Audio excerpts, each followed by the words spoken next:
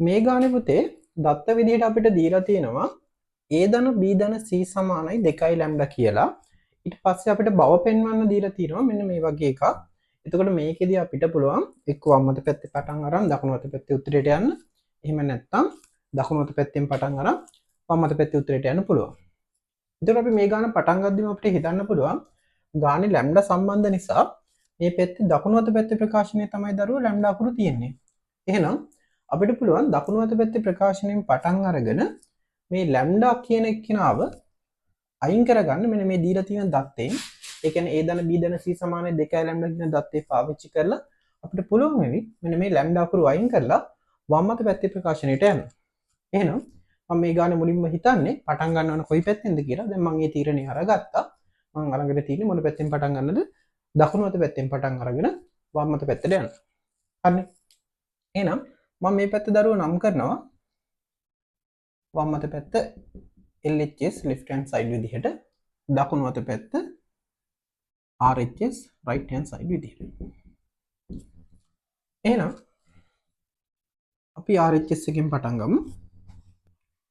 RHS කියලා කියන්නේ right hand side එක කියන්නේ 1 ධන 4යි cos lambda ඍණ a cos lambda ඍණ b සහ cos lambda ඍණ c. හරි දරුවෝ. අපි මුලින්ම බලමු මේක කොහොමද පළවෙනි පියවර මේකේ පටන් ගන්න කියලා. එහෙනම් මුලින්ම අපිට බලන්න පුළුවන් දරුවෝ මෙන්න මෙතන තියෙන cos වල ගුණිතයක්. එහෙනම් අපි දන්නවා පුතේ cos x වතාවක් cos y කියලා ආව දෙකේ ඉලක්කමත් එක්කම දමු අපි. දෙවතාවක් cos x cos y ගුණිතය එකතුවක් විදිහට ලියන්න පුළුවන් cos වලින් මෙන්න මෙහෙම. කොහොමද? cos x ධන y ධන cos x ඍණ y කියලා. පැහැදිලිද ඒක? එහෙනම් මෙන්න මේ සූත්‍රය පාවිච්චි කරන්න පුළුවන් අපිට මෙතන තියෙන cos වල ගුණිතය මොකක් බවට පරිවර්තනය කරන්නද? වම් අත පැත්තේ තියෙන එකතුව බවට පරිවර්තනය කරන්න. ඊට පස්සේ අපිට පුළුවන් දරුවෝ හතර ඉලක්කම හිතන්න කවුරු කියලාද? දෙවතාවක් 2යි කියලා. අපි මෙතේ හතර ඉලක්කම කොටස් දෙකකට කඩලා එක දෙකේ ඉලක්කමක් පළවෙනි cos ගුණිතයටත් එක දෙකේ ඉලක්කම මෙන්න මෙතන තියෙන දෙවෙනි cos ගුණිතයටත් දෙමු. මෙන්න මෙතන තියෙන cos ගුණිතයට එක දෙකක් දෙනවා. මෙතන තියෙන cos ගුණිතයට ඉතුරු දෙක දෙනවා. හතර ඉලක්කම දෙවරක් දෙක විදිහට හිතලා. එහෙනම් මුලින්ම එනවා 1 ධන දෙවතාවක් cos lambda ඍණ a. ඔන්න එක දෙකක් මෙතනට දුන්නා. දැන් හතරේ තව දෙකක් ඉතුරු වෙන්නේ. ඒක මෙතනට දෙමු. sorry මෙතනට. දෙවතාවක් cos lambda ඍණ b cos lambda ඍණ c. ඒක පැහැදිලිද? තේරුණාද ඒක? හරිනේ. එහෙනම් මෙන්න මෙතන තියෙන එක අපි මෙන්න මේ සූත්‍රය පාවිච්චි කරලා හිතමු. පැහැදිලිද? එහෙනම් මේක ලියන්න පුළුවන් දරුවෝ 1 ධන 2යි cos lambda ඍණ a. එහෙනම් මුලින්ම එන්න ඕනේ දරුවෝ මෙතන එන්න ඕනේ cos දෙකේ ඉලක්කමත් හරි cos උත් හරි x වගේ ක්‍රියා කරන්නේ මේකේ lambda. එතකොට y වගේ ක්‍රියා කරන්නේ මේකේ lambda ඍණ a. එහෙනම් මේක සඳහා අපි සූත්‍රය ආදේශ කරාම මුලින්ම එන්න ඕනේ මොකද්ද? මුලින්ම එන්න ඕනේ එහෙනම් cos කියලා දාන්න. මුලින්ම එන්න ඕනේ x සහ y වල එකතුව. එතකොට මේක x කියන්නේ කාටද? lambda වලට. y කියන්නේ කාටද? lambda ඍණ a ට. ඒතර මේ දෙන්නගේ එකතුව තමයි එන්න ඕනේ. ඒතර මේ දෙක එකතු වුනහම කවුද එන්නේ? 2යි lambda ඍණ a. පැහැදිලිද ඒක? හරි. ඊළඟට ධන cos ඊළඟට එන්න ඕනේ දරුවෝ x ඍණ y. එතකොට මේක x වගේ ක්‍රියා කරන්නේ කවුද? lambda. y වගේ ක්‍රියා කරන්නේ කවුද? මෙතනට එන්න ඕනේ y වගේ ක්‍රියා කරන්නේ කවුද? lambda ඍණ a. එහෙනම් මෙතනට එන්න ඕනේ කවුද? ඍණ lambda ඍණ a. ඉතින් අපිට lambda අයින් කරාම කවුද එන්නේ? ධන a කියලා එනවා. එහෙනම් මෙතනට දානවා මම cos a කියලා. ඒක පැහැදිලිද දරුවෝ? හරි. ඊළඟට මෙතනදී ආයි පාරක් අපි මෙතනට එමු. දැන් මෙන්න මෙයා තමයි අපේ x වගේ ක්‍රියා කරන්නේ. මෙන්න මෙයා තමයි අපේ y වගේ ක්‍රියා කරන කෙනා. එතකොට මෙතන දාපුවම සූත්‍රය කොහොමද එන්නේ? බලන්න දෙකේ ඉලක්කම හරි මේ ඉන්නේ x මේ ඉන්නේ y. එහෙනම් කොහොමද එන්න ඕනේ? cos මුලින්ම කෝණ දෙකේ එකතුව. කෝණ දෙකේ එකතුව තමයි මුලින් වෙන්න ඕනේ. එතකොට x කෝණය වෙන්නේ මේක නම් lambda ඍණ b, y කෝණය වෙන්නේ lambda ඍණ c. එතකොට අපිට මේක ලියන්න පුළුවන් කවුරු කියලාද? දෙකක් lambda ඍණ b, lambda lambda දෙකක් lambda ඊට පස්සේ ඍණ b ඍණ c. ඊළඟට ආයෙ එන්නේ කවුද? ධන cos. ඊළඟට එන්න ඕනේ දරු කෝණවල මොකද්ද? අන්තරේ x ඍණ y. දැන් මෙතන ගත්තොත් එහෙම දරුවෝ x වගේ ක්‍රියා කරන්නේ කවුද? මෙයානේ. lambda ඍණ b, y වගේ ක්‍රියා කරන්නේ කවුද? lambda ඍණ c. එතකොට lambda lambda කැපෙනවා. ඍණ ඍණ වැඩි වෙනවම ධන c. මෙතන ඍණ b එකත් එක්ක කවුද එන්නේ? c ඍණ b. මෙතන ඍණ ඍණ ධන c. ඒක මෙතන දානවා. මේ ඍණ b එක මම මෙතනින් දැම්මා. මම හිතනවා පළවෙනි පියවර ඔයගොල්ලන්ට තේරෙනවා ඇති කියලා. මේක දෙකකට කොටස් දෙකකට කඩාගෙන මේකටත් මේ සූත්‍රය දැම්මා. ඊට පස්සේ මේකටත් මේ සූත්‍රය දැම්මා. පැහැදිලිද? හරි. දැන් බලමු දරුවෝ මේක සුළු කරන්න පුළුවන් කොහොමද කියලා. අපිට දීලා තියෙන දත්තයත් එක්ක. බලන්න. මෙන්න මෙහෙම. අපිට දීලා තියෙනවා පුතේ මෙන්න මෙහෙම දත්තයක්. මතකද ඔයගොල්ලන්ට? A ධන B ධන C කියන එක්කෙනාව කවුරු කියලාද? A ධන B ධන C කියන එක්කෙනාව දීලා තිනවා 2 ලැම්ඩා කියලා. එහෙමනේ. එහෙනම් බලන්න දරුවෝ 2 ලැම්ඩා ඍණය කියන්නේ කාටද? අපි මේ A අකුර මෙහාට දැම්මොත් B ධන C කියන්නේ කාටද? 2 ලැම්ඩා ඍණ A වලට. පැහැදිලිද? මේ A අකුරු සංඛ්‍යාව එහා පැත්තෙන් තිබ්බොත් 2 ලැම්ඩා ඍණයනේ. එහෙනම් අපිට පුළුවන් 2 ලැම්ඩා ඍණ A කියලා මෙන්න මෙතන තියෙන ප්‍රකාශනයේ වෙනුවට කාව ආදේශ කරන්නද? B ධන C. එහෙනම් මම මෙතන තියෙන එක්කෙනා වෙනුවට ලියනවා කවුද දරු? cos B ධන C. පැහැදිලිද ඒක? ඔන්න අපේ ලැම්ඩා අකුර මෙතනින් අයින් වුණා. අපි අරමුණුනෙත් මොකද්ද? ලැම්ඩා අයින් කරගන්න එකනේ. දැනට මෙතන තියෙන ලැම්ඩා එක එතනින් අයින් කරගන්න පුළුවන් වුණා. මෙතන බලමු. මෙතන නම් cos A හිම මම තියනවා. ඒතර කොහොමද ලැම්ඩා අකුරක් නැති නිසා. ඊට පස්සේ මෙන්න මෙතන බලන්න. බලන්න පුතේ ආයි පාරක් බලමු. A ධන B ධන C කියන්නේ කාටද? අපි ආයි පාරක් කිව්වොත් 2 ලැම්ඩා නේ. එහෙනම් 2 ලැම්ඩා ඍණ B ඍණ C කියන්නේ කාටද? මේ B එකයි C එකයි එහා පැත්තට ගෙනිච්චාම A සමානයි කාටද? 2 ලැම්ඩා ඍණ B ඍණ C නේ. A ධන B ධන C සමානයි 2 ලැම්ඩා. මේක B එකයි C එකයි එහා පැත්තට ගියාම 2 ලැම්ඩා B 2 ලැම්ඩා ඍණ B 2 ලැම්ඩා ඍණ B ඍණ C කියන්නේ A වලට. එහෙනම් මෙතන තියෙන 2 ලැම්ඩා ඍණ B ඍණ C වලට අපිට ආදේශ කරන්න පුළුවන් කවද? cos A. එහෙනම් 2 ලැම්ඩා ඍණ B ඍණ C වෙනුවට මෙන්න මෙයා වෙනුවට A කියලා දානවා. ඔන්න එතනත් ලැම්ඩා දැන් අයින් වුණා. මෙතන ලැම්ඩා අකුර කොහොමත් නැති නිසා දරුවෝ ඒකට මොකුත් ආදේශයක් දෙන්න අවශ්‍ය නැහැ. එහෙමම cos C ඍණ B තියන්න පුළුවන්. දැන් අපේ ගාන 50කින් විතර වැඩ ඉවර වෙලා තියෙනවා. ඇයි අපි ගාන පටන් ගත්තේ දකුණත පැත්තෙන් පටන් ගත්තේ ඇයි? ලැම්ඩා අයින් කරගන්න බලාපොරොත්තු වෙන්නේ. දැනටමත් අපිට ගාව ලැම්ඩා අකුර නම් අයින් වෙලා තියෙන්නේ. හැබැයි අපි මේ වම් අත පැත්තේ උත්තරේට යන්න වෙනවා. ඒක වම් අත පැත්තේ උත්තරේ තාම ඇවිල්ලා නැහැ. හැබැයි බලමු මේක දැන් සුරු කරලා කොහොමද වැඩේ කරන්න කියලා. නිකන් පොඩි අදහසක් ගත්තොත් දරුවෝ මෙන්න මේ cos එකයි ගුණ වුණාම පොඩ්ඩක් නිකන් අයිඩියා එකක් එනවනේ ඔයගොල්ලන්ට මොකක්ද මෙන්න මේ cos වර්ගය එක නම් දැනටමත් ඇවිල්ලා තියෙනවා කියලා. හැබැයි මේ වැඩිපුර එකේ ඉලක්කමක් තියෙනවා සහ මෙතන cos B cos C සහ cos වල ගුණිත තියෙනවා. ඒවා තාම ඇවිල්ලා නැහැ. අපි බලමු මේක සුළු කරාම මොකද වෙන්නේ කියලා. හරිනේ. එහෙනම් අපි බලමු මුලින්ම මෙන්න මේ විදිහට. 1 ධන මම වරහන් ඉවත් කරනවා. මෙයාවයි වැඩි කරනවා. ඒතර කවුද දෙන්නේ? cos වෙනවා. B ධන C මේකෙන් මේක වැඩි කරනවා. එතකොට කවුද දෙන්නේ? cos B ධන C cos A වෙනවා. ඊළඟට මෙයාගෙන් මෙයා වැඩි කරනවා. එතකොට කොහොමද දෙන්නේ? cos B ධන C cos C ඍණ B. එහෙනම් එතන වරහන් ඉවත් කරලා ඉවරයි. මෙයාගෙන් වැඩි කරා.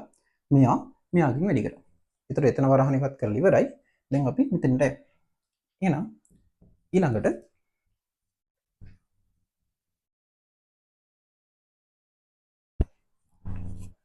මෙන්න මෙයාවයි වරහන් ඉවත් කරාම cos වර්ගයේ එහෙමනේ මෙයායි වරහන් ඉවත් කරාම මෙයාගෙන් වැඩි කරාම cos වර්ගයේ. එතකොට අපිට උත්තරයට අවශ්‍ය කරන cos වර්ගයේ පදේ ඇවිල්ලා තියෙන්නේ.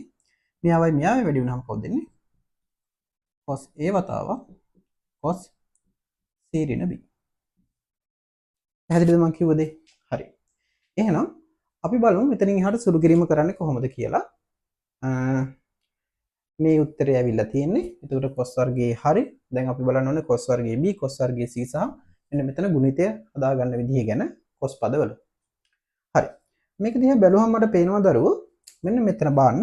මෙන්න මෙතනයි මෙන්න මෙතනයි. මොකද්ද පේන්නේ ඔයගොල්ලන්ට? ඔතන ඔය තැන් දෙකේම අපිට පේනවා මොකද්ද? cos A කියන්නේ මොකක් වෙනවද? පොදු පදයක් වෙනව නේද? එහෙනම් අපිට පුළුවන් මෙන්න මෙහෙම ලියන්න. 1 ධන මෙන්න මේ දෙන්නගෙන් මම එළියට ගන්නවා කවද? cos A. cos A එළියට ගත්තාම මෙතන ඉතුරු වෙනවා කවද දරු? cos B ධන C ධන මෙතන cos A එළියට ගත්තාම ඉතුරු වෙලා තියෙනවා කවුද? cos C ඍණ B. පැහැදිලිද? මම හිතන්නේ වැඩි තේරෙන්නේ නැති කියලා. මෙතන තියෙන එක නම් අපි ගාව තියෙන්නේ cos B ධන C සහ cos C ඍණ B ගුණිතය. ඒක නම් දැනටමත් මුකුත් කරා ගන්න බෑ. හැබැයි පොඩ්ඩක් අපි උත්සාහ කරොත් එහෙම දරුවෝ මෙතනත් ගුණිතයක්නේ තියෙන්නේ. ඒතර අපිට පුළුවන් ඒ ගුණිතය අර මෙන්න මේ සූත්‍රයේම පාවිච්චි කරලා මොකක් වඩ පරිවර්තනය කරගන්නද? එකතුවක් බවට පරිවර්තනය කරගන්න පුළුවන්. එතකොට පොඩි අයිඩියා එකක් ගන්න පුළුවන්. අපිට මෙතන මේ තියෙන ටිකක් සංකීර්ණව B ධන C සහ C ඍණ B කොන අයින් කරගන්න පුළුවන් කියලා. දැන් මේකට මොකද්ද කරන්න කියලා කියලා බලමු. මොකද මෙතන දැනටමත් එකතුවක් තියෙන නිසා අපි ගාව cos A තියෙනවා. එහෙනම් අපිට අවශ්‍ය කරන්නේ මෙන්න මේ වගේ ප්‍රකාශනයක් හදාගන්නනේ. එහෙනම් මේක ගැන හිතුවම මොකක්ද දාන්න පුළුවන් ඔයගොල්ලන්ට සූත්‍රේ? කල්පනා කරලා බලන්න. මේක මොයි වගේ හැඩයක්ද? මෙතන තියෙන්නේ cos එකතුවක් නේ. එහෙනම් cos එකතු සඳහා වන සූත්‍රය මේකට පාවිච්චි කරන්න පුළුවන්. මෙතන තියෙන්නේ cos ගුණිතයක්. අපි ගුණිතය එකතුවක් විදිහට ලියන සූත්‍රය මේකට පාවිච්චි කරමු. ඒ වගේම අවසානයේ අපිට ලියන්න ඉතුරු වෙලා තියෙනවා. අපි මේ දෙක ගත්තා මෙතනදී පොදු පදේ. මෙයා මෙහෙම ගත්තා. ඉතුරු වෙලා තියෙනවා තව අපිට cos වර්ගය ඒක. පැහැදිලිද? හරි. දැන් එහෙනම් මොකද කරන්න ඕන? දැන් එහෙනම් මෙන්න මෙතනට දරුවෝ අපිට දාන්න පුළුවන් මොකද්ද? cos C ධන cos D සූත්‍රය. අපි ලිව්වොත් එහෙම cos C ධන cos D සූත්‍රය කොහොමද එන්නේ? ඒකෙන්නේ 2යි cos මුලින්ම කෝණවල එකතුව බෙදීම 2යි ඊළඟට cos කෝණවල අන්තරය. ඒ කියන්නේ C ඍණ D බෙදීම 2යි කියන එක. එතකොට මෙන්න මේ සූත්‍රය පිළිබඳ අපිට අදහසක් තියෙන්න ඕනේ. අතන ආපු cos එකතුව cos ගුණිතයක් බවට පත් කරගන්න. එහෙනම් මෙන්න මෙතන තියෙන cos පදයට මම මේ සූත්‍රය පාවිච්චි කරනවා. ඒතර මේක කිව්වොත් මොකක්ද දෙන්නේ? දෙවතාවක් cos කෝණ දෙකේ එකතුව බෙදීම 2යි කෝණ දෙකේ අන්තරය බෙදීම 2යි. එහෙනම් මේක දිහා බලමු. මෙන්න මෙයා නිකන් කවුරු වගේද? මෙන්න මේ C වගේ, මෙන්න මෙයා නිකන් D වගේ. එහෙනම් පළවෙනියට මෙන්න ඕනේ මොකද්ද දරු? 1 ධන cos A මුලින්ම එන්න ඕනේ දරුවෝ කෝණ දෙකේ එකතුව මොනවා කරන්න ඕනේ? දෙකට බෙදන්න ඕනේ. අපි බලමු කෝණ දෙක එකතු කරාම කවුද එන්නේ කියලා. පළවෙනි කෝණය නම් B ධන C. ඒකට එකතු කරන්න ඕනේ කවුද? C ඍණ B කෝණය. එකතු කරලා මොකද කරන්න ඕනේ දරුවෝ? දෙකට බෙදන්නත් ඕනේ. පැහැදිලිද? එතකොට B ට B කැපෙනවා. C ධන C කියන්නේ 2C 2C දෙකට බෙදුවහම කවුද බවට පත් වෙනවද? C බවට පත් වෙනවා. එහෙනම් මේකින පළවෙනි එක්කෙනා වෙන්නේ දරුවෝ 2යි cos කෝණ දෙක එකතු කරලා දෙකට බෙදුවහම එන්නේ කවුද? cos C. ඊළඟට එන්න ඕනේ ආයි පාරක් කවුද? cos ඊළඟට බලන්න ඕනේ දරුවෝ මේ කෝණයෙන් මේ කෝණය අඩු කරලා දෙකට බෙදන්න ඕනේ. එතකොට B ධන C කියන කෝණයෙන් අපි අඩු කරන්න ඕනේ කවද? C ඍණ B කියන කෝණය. එහෙම අඩු කරලා දෙකට බෙදන්නත් ඕනේ. එතකොට මෙතන C ට C කැපිලා යනවා. ඍණ B කියන්නේ දෙක ධන B වෙනවා. ඒ ධන B එකයි මේ ධන B එකයි ඔක්කොම 2යි B බවට පත් වෙනවා. 2යි B කියන එක කෙනා දෙකට බෙදුවහම දරුවෝ කවුරු බවට පත් වෙනවද? B බවට පත් වෙනවා. එතකොට මෙතන cos B කියලා එනවා. අන්න එහෙනම් අපේ වැඩේ සෑහෙන දුරට ඉවරයි. දැන් 75ක් විතර වැඩේ ඉවරයි. ඇයි අපිට එනවා මේ 2යි cos A cos B cos C ඒකේ ගාන පෙන්වන්න තියෙන මේ ප්‍රකාශනය. එතකොට අපි දැනටමත් cos වර්ගයේවත් හදලා තියෙන්නේ මෙතන කෙලවරේ ඉන්නවා. මේ පදෙත් හදලා තියෙන්නේ. දැන් එහෙනම් අපිට ඉතුරුලා තියෙන්නේ මෙන්න මේ කොටස හදා ගන්න වැඩේ විතරයි.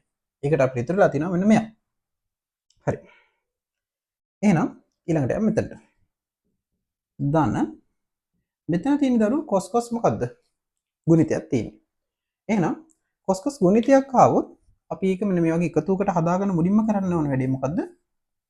එකතුවක් හැදෙන විදිහට හදාගන්න අපිට පුළුවන් දරු මොනා කරන්නද? මෙන්න මෙතන තියෙන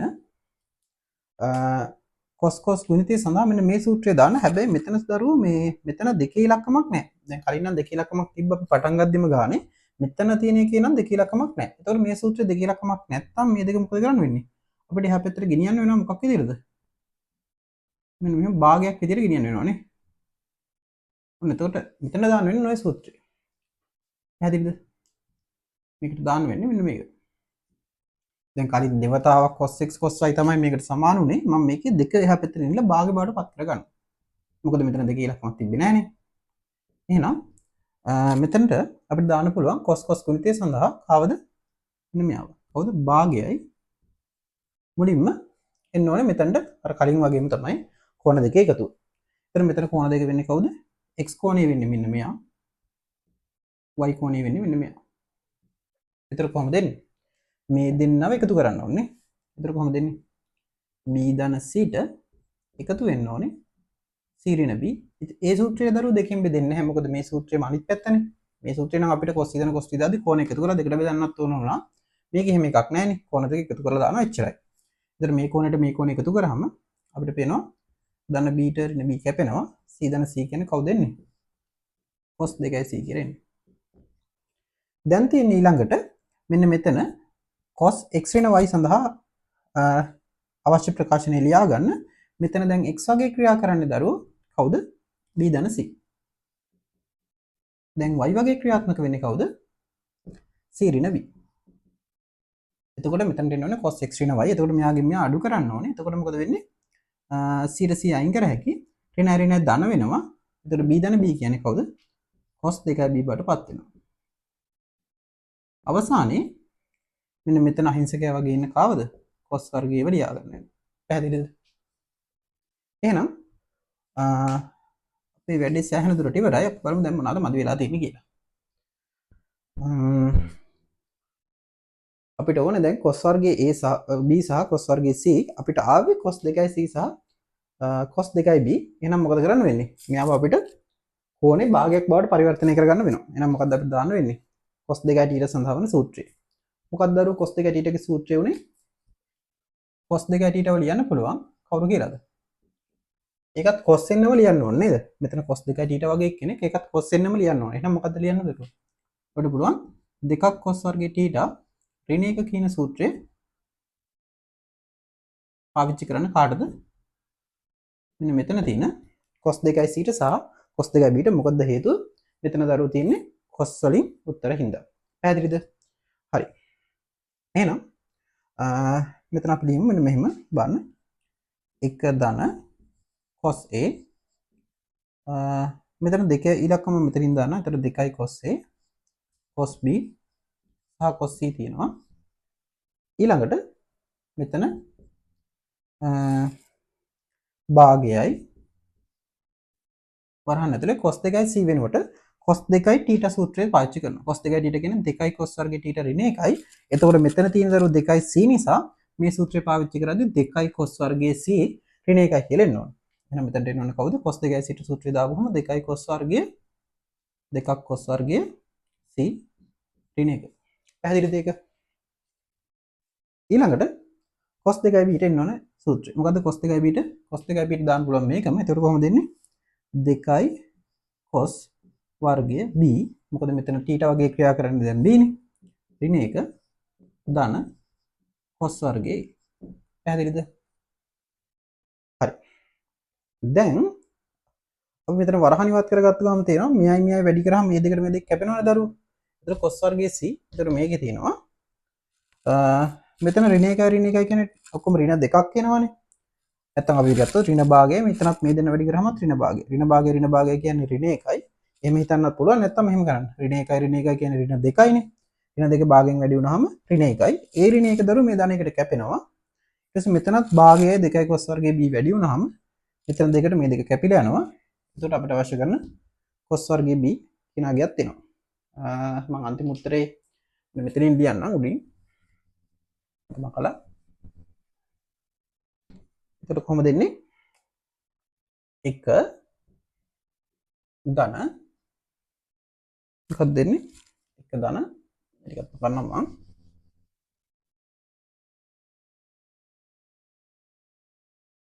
ධන 2යි cos A cos B සහ cos C නවා ධන මෙයයි වැඩි වුණාම